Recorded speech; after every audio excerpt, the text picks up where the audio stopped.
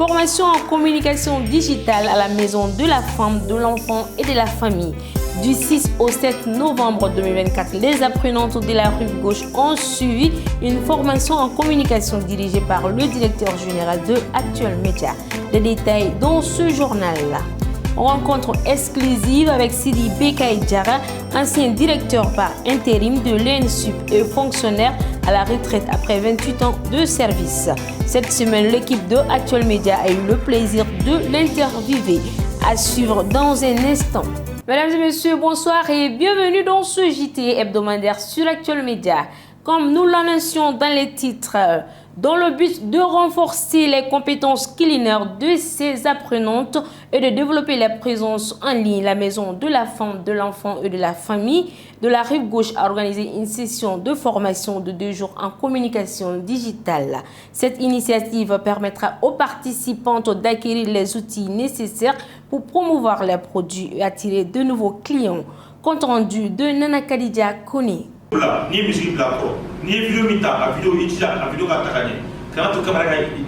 Du 6 au 7 novembre 2024, la Maison de la femme, de l'enfant et de la famille Rive Gauche a organisé une session de formation en communication digitale pour le renforcement des capacités de ses apprenantes en cuisine. Cette formation avait pour objectif d'aider ses participantes à acquérir les compétences nécessaires pour promouvoir leurs produits et attirer de nouveaux clients.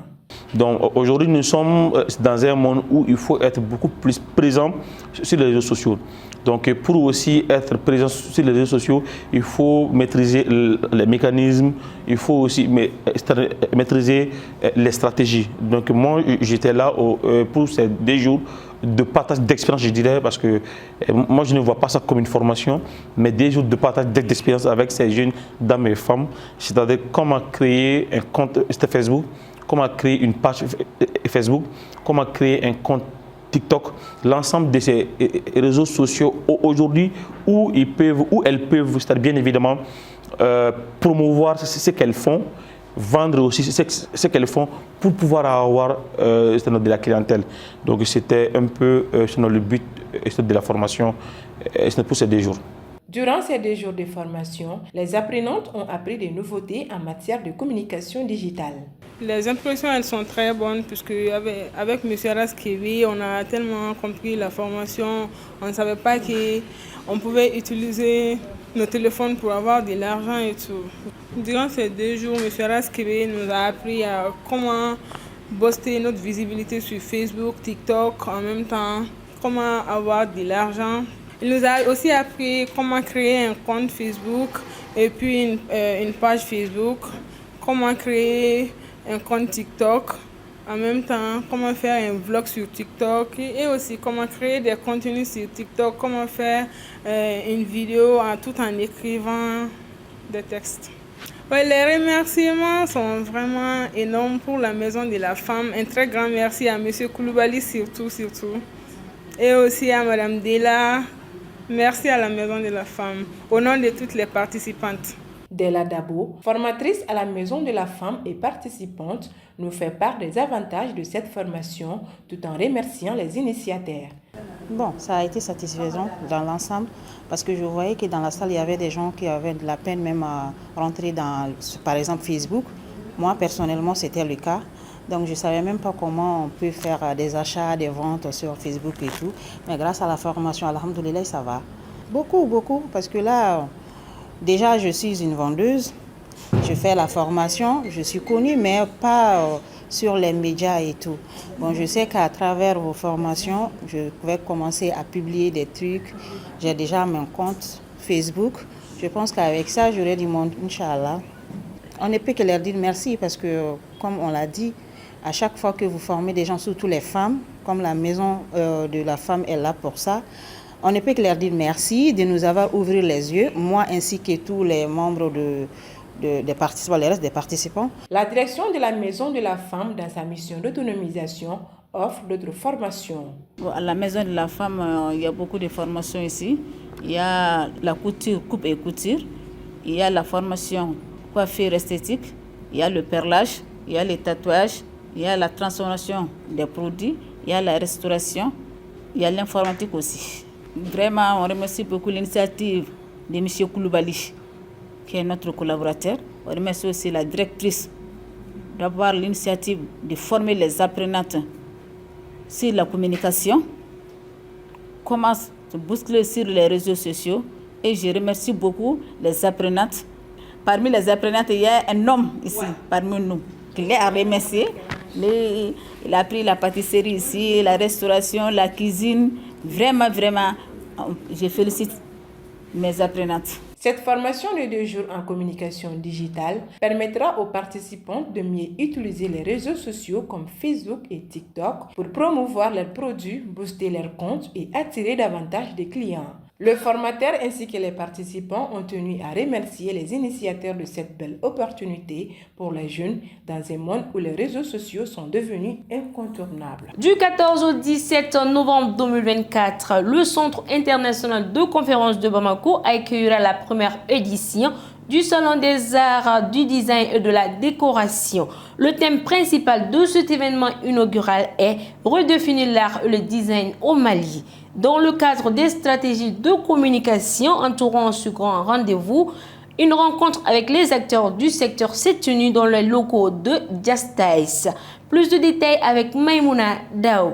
Dans un contexte de développement urbain rapide et de modernisation des infrastructures, il y a une demande croissante pour des solutions innovantes en matière de design et de décoration, peu importe l'endroit. C'est dans ce contexte que la première édition du Salon des arts, du design et de la décoration, SADEC, se tiendra du 14 au 17 novembre 2024 au Centre international de conférences de Bamako. Le thème central pour cet événement inédit est « Redéfinir l'art et le design au Mali ». À cet effet, la conférence de lancement de cet événement artistique a eu lieu le mardi 5 novembre 2024 au siège de Justice 6 à Amdalaï à Sey 2000.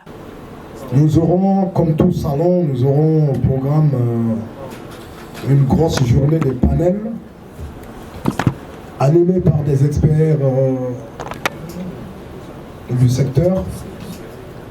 Et nous aurons également une grosse journée de formation avec des experts aussi. Notamment, nous comptons beaucoup sur l'apport de l'Ordre des architectes du Mali pour former les jeunes, former des Madame Sidibé en futur, voilà, en herbe. Et on a voulu le faire ici pour témoigner de ce qui peut attendre, ce dont les gens peuvent s'attendre lors des 4 jours du SADEC au CICB. Donc nous avons 4 jours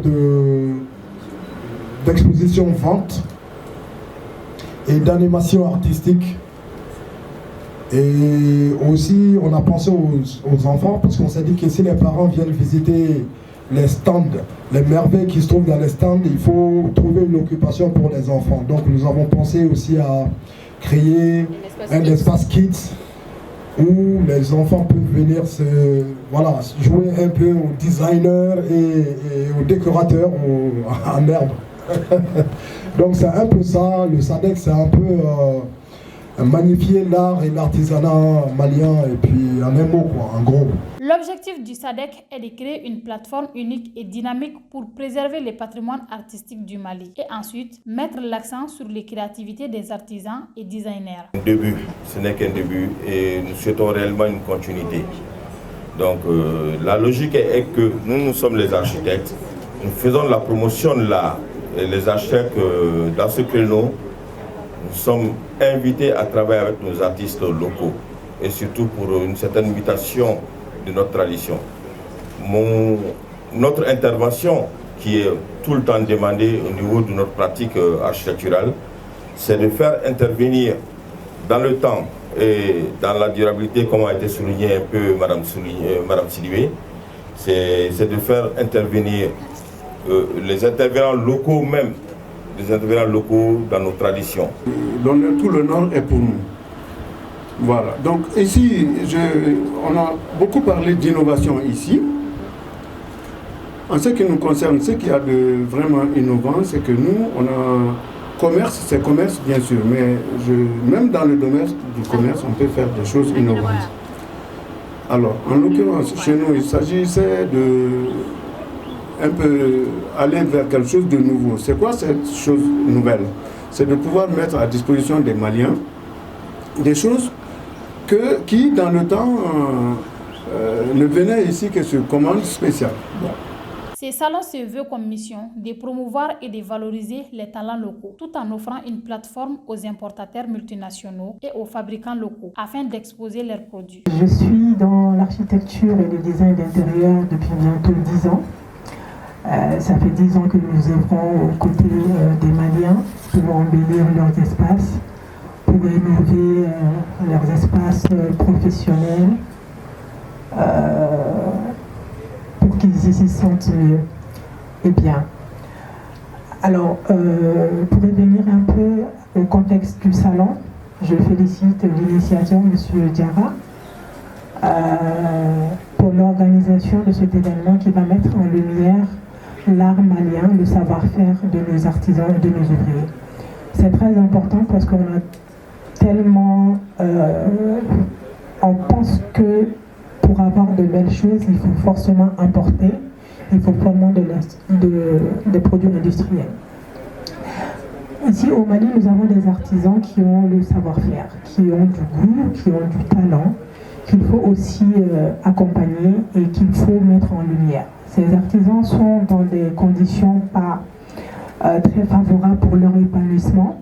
Je pense que ce salon est une occasion pour eux de se faire connaître via les expositions qui auront lieu et peut-être des séminaires et des ateliers qui auront lieu sur place.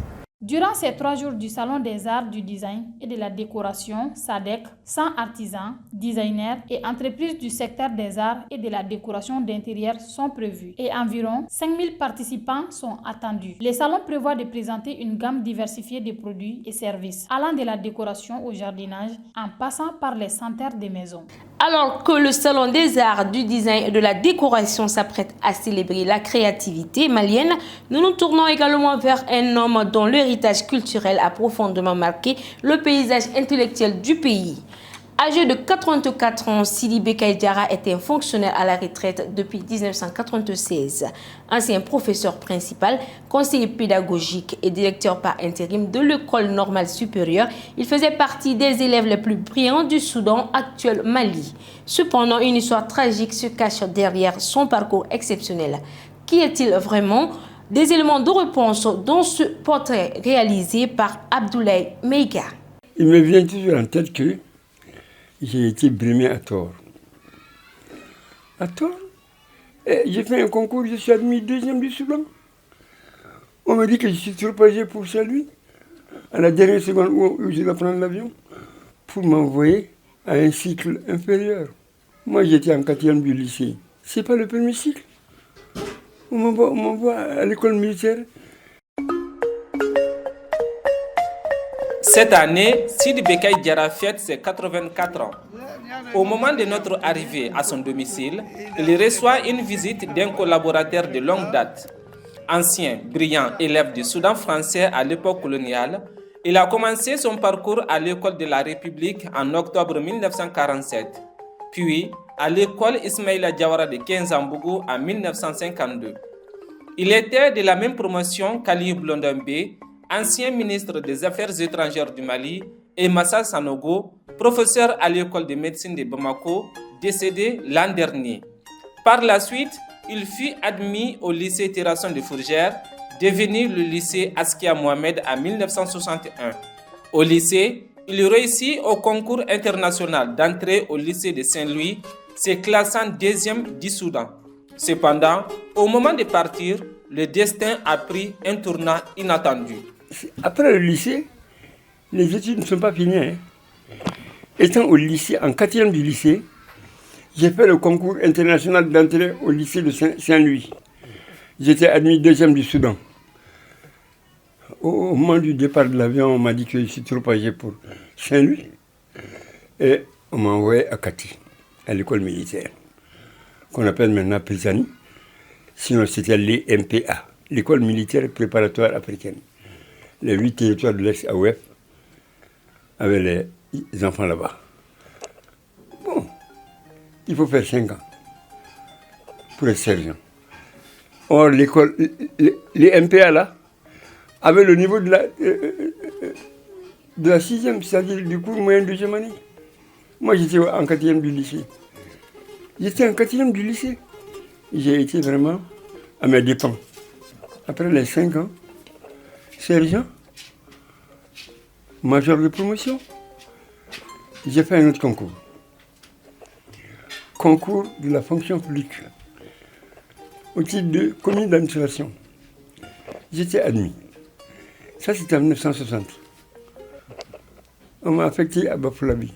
Après avoir servi à Bafulabé et à Caille pendant plusieurs années, pour l'État, sa carrière ne s'arrête pas là.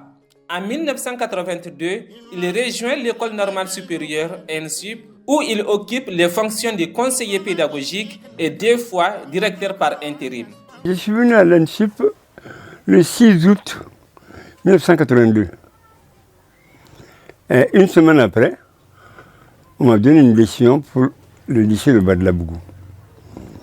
Il se trouve que les scientifiques de l'ENSUP, les sections mathématiques, physique, chimie, biologie, n'avaient pas de salle de classe. Donc l'ENSUP a été emprunté des salles de classe au lycée de Badlabougou. 14. En ce moment-là, ça fait du monde. Il faut bien quelqu'un pour représenter l'ENSUP.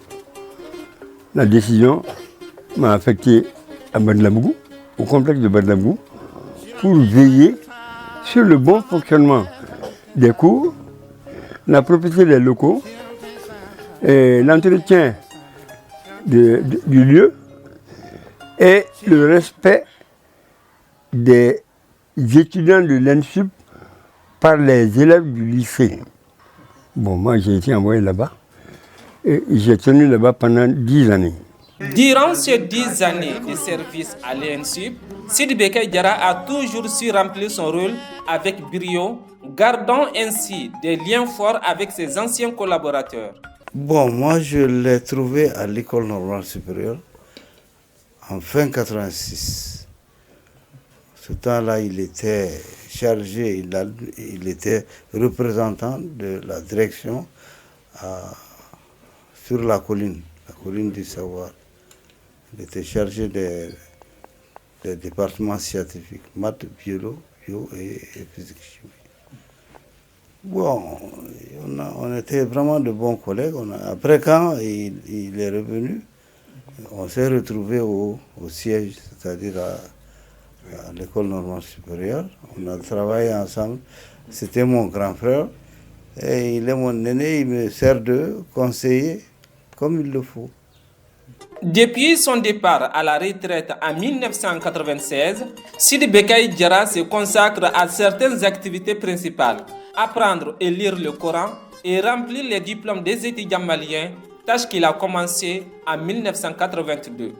Aujourd'hui, il s'occupe des diplômes de licence de l'Université des sciences, des techniques, des technologies de Bamako. Moi, on me donne la décision, je suis ampliataire. On me donne la décision d'admission. Je remplis autant les diplômes qui sont là-dessus. Il y a des milliers et des milliers de cartons qui attendent. Moi, je n'attends que les professeurs qui me disent, eh bien, M. Diarra, faites-nous ces diplômes-là. Je n'attends que ça. Tandis qu'il travaille, il reçoit un appel. Alhamdulillah. Mais je suis en train d'écrire. Le numéro de soutien. Ah, voilà. Le numéro de signe à Fogana. Au-delà des licences, il remplit également les diplômes de master et de doctorat. Il y a 2 mois, il a cessé d'utiliser sa moto pour ses déplacements malgré son âge. Plein de vitalité, Sidi Bekay Diarra n'a toujours pas besoin de canne. Un vieux, âgé, mais qui ne demande jamais d'aide à quelqu'un. Dans ses habitudes, il aime raconter plein d'histoires à ses petits-enfants. Il vit actuellement avec sa famille à Daoudabougou. Grâce à ses efforts, le vieux octogénaire a pu construire une mosquée en plein cœur de son domicile, servant de prière. Alors que le paysage politique américain connaît un bouleversement, Donald Trump signe son grand retour à la Maison-Blanche. Après son premier mandat de 2017 à 2021, Donald Trump revient pour la 2e fois à la Maison-Blanche. Élu 47e président des États-Unis avec plus de 270 des voix, il succède ainsi le démocrate Joe Biden qui s'était retiré de la course au profit de sa vice-présidente Kamala Harris. Zinabou Gueye revient sur les moments forts de l'élection présidentielle aux États-Unis. Ensemble, regardons. Un retour historique, mais peut-on dire prévisible. Donald Trump élu président des États-Unis mercredi 6 novembre 2024. Il gagne les élections présidentielles américaines face à la candidate démocrate Kamala Harris. Il a conquis 4 des 7 swing states, des grands politiquement États décisifs. 4 ans après sa défaite face à Joe Biden, le candidat, homme politique populiste comme le dire, beaucoup signent désormais son retour dans le bureau ovale en début d'année prochaine. Avec 277 grands électeurs, soit 7 de plus que les 270 recueillis dans la course à la Maison-Blanche. Trump gagne une voix des 40 grands électeurs du Texas, les 30 de Floride ou encore les 17 de l'Ohio. Et dans les États clés de Caroline du Nord, 16 grands électeurs. De Géorgie, 16 grands électeurs, de Pennsylvanie, 19 grands électeurs et du Wisconsin, 10 grands électeurs. Pour rappel, en 2021, il avait été inculpé pour complot contre l'État après l'assaut du Capitole, pour ses efforts contre les résultats de la dernière présidentielle, ou encore pour avoir conservé des documents présidentiels confidentiels après son départ de la Maison-Blanche. Avec plusieurs affaires en justice, les démocrates qualifiant Trump de repris de justice. Mais, avec ce retour marquant l'histoire des États-Unis, peut-on dire que c'est désormais la fin d'une cabale politique contre l'homme politique de 78 ans. Il a été victime de plusieurs tentatives d'assassinat, de la Pennsylvanie à la Floride, lors de meetings à l'occasion de ses campagnes électorales il y a de cela quelques mois. Le mercredi, après avoir reconnu sa défaite face au candidat républicain, Kamala Harris a appelé Donald Trump pour le féliciter d'avoir remporté la présidentielle. Sur les réseaux sociaux, il lui a montré son soutien également. Plus tôt dans la journée, j'ai parlé avec le président Trump. Je lui ai dit que nous l'aiderons, lui et son équipe, dans la transition et que nous procéderons à un transfert pacifique du pouvoir. De son côté, le jeudi 7 novembre 2024, l'actuel président américain Joe Biden a aussi appelé Trump pour le féliciter. Hier, j'ai parlé avec le président élu Trump pour le féliciter de sa victoire. Et je lui ai assuré que je demanderai à toute mon administration de travailler avec son équipe pour assurer une transition pacifique et ordonnée. C'est ce qui mérite le peuple américain. Donald Trump a remporté cette élection grâce à sa directrice de campagne, Suzy Wiles, qu'il a nommée le jeudi passé chef de cabinet de la Maison-Blanche. À 67 ans, l'architecte de la victoire de Trump devient ainsi la première femme de chef de cabinet présidentiel de l'histoire des États-Unis. Au cours de la campagne, Trump n'a pas arrêté de rappeler qu'une fois élu, il va prolonger les baisses d'impôts, de répondre à l'inflation en développant la production de pétrole et de gaz, également taxer à l'auteur de 10% les produits importés aux États-Unis, jusqu'à 60% pour les biens fabriqués en Chine.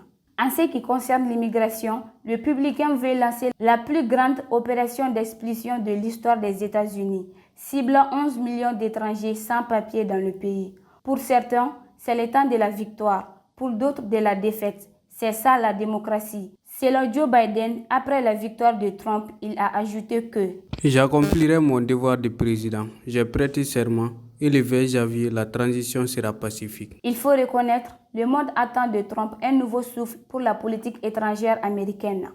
Il n'a pas arrêté de dire qu'il pourrait mettre fin à la guerre entre la Russie et l'Ukraine. Et en ce qui concerne la guerre israélo-palestinienne, beaucoup d'ombres restent à éclairer. Connaissant la relation entre l'Israël et Palestine, Togo à l'Éthiopie, du Nigeria à l'Afrique du Sud, en passant par le Sénégal et la RDC, les présidents africains ont félicité Donald Trump pour sa victoire et se disent prêts à consolider les relations de partenariat entre les États-Unis et l'Afrique. Donald Trump, désormais 47e président des États-Unis, pour un mandat de 4 ans. Peut-on dire que c'est un second mandat pour l'homme politique milliardaire? À présent, l'actualité nationale et internationale en bref et en images avec la voix et la compilation de Aïssata Traoré.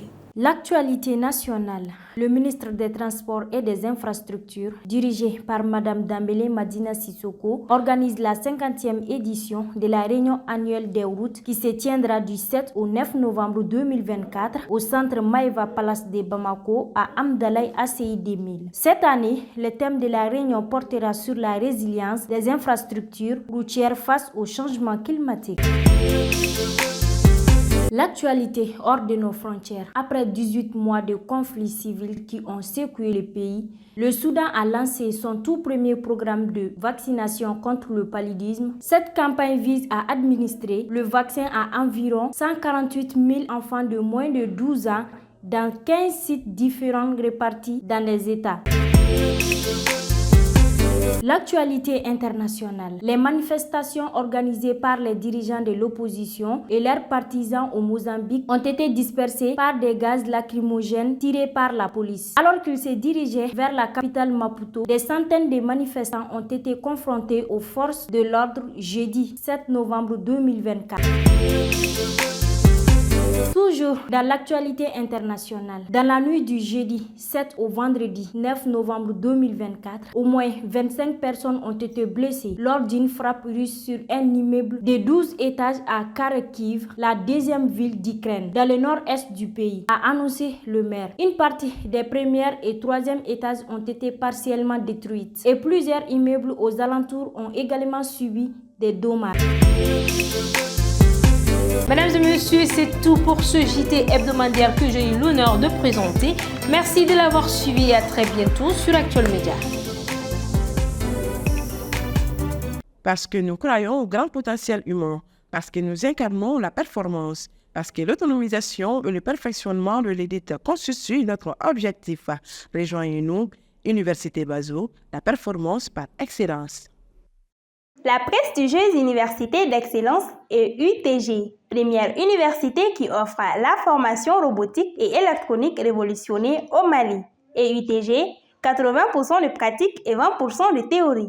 Elle oriente surtout les jeunes vers l'entrepreneuriat, ce qui fait que 70% de ses étudiants deviennent des entrepreneurs.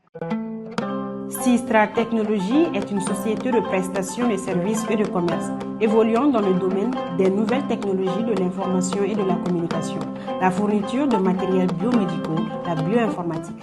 L'École supérieure de commerce ESC Mali School of Management, l'école qui forme les leaders de demain, elle se distingue comme l'une des meilleures écoles de commerce de la sous-région. ESC Mali est réputée pour l'excellence de ses formations qui préparent efficacement les étudiants à devenir des entrepreneurs et des managers compétents.